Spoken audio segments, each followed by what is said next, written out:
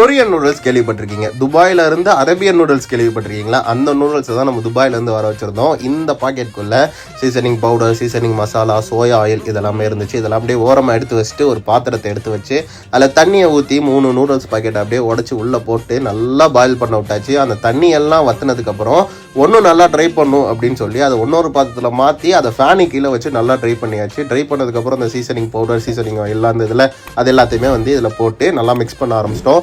நம்ம இந்தியாவில் சாப்பிட்ற இந்த மேகி, யுப்பி இதெல்லாம் கம்பேர் பண்ணும்போது இது கொஞ்சம் டேஞ்சர் தான். இதில் ப்ரிசர்வேட்லாம் வரனால இங்கே இருக்கிறதும் டேஞ்சர் தான். பட் இருந்தாலும் இந்த நூடுல்ஸ் மேகிலாம் எனக்கு எதுக்கு பிடிக்கும்னா, மேகி செய்கிறதுல நம்மளை அடிச்சுட்டு ஆளே இருக்காது. ஏன் அப்படின்னா, சின்ன வயசுலேருந்து நம்மளுக்கு தெரிஞ்ச ஒரே ஃபர்ஸ்ட் தெரிஞ்ச டிஷ் மேகி தான். அதுக்கப்புறம் நிறைய கற்றுக்கிட்டாச்சு. ஆனால் ஃபர்ஸ்ட் செஞ்சு தெரிகிற டிஷ் மேகி தான். லாஸ்ட்டாக அந்த ஃபைனலாக அந்த நூடுல்ஸை சாப்பிடும்போது டேஸ்ட் வைஸில் சூப்பராக இருந்தது. கண்டிப்பாக துபாயிலேருந்து யாராவது வந்தாங்கன்னா வாங்கிட்டு வர சொல்லி ட்ரை பண்ணி பாருங்க.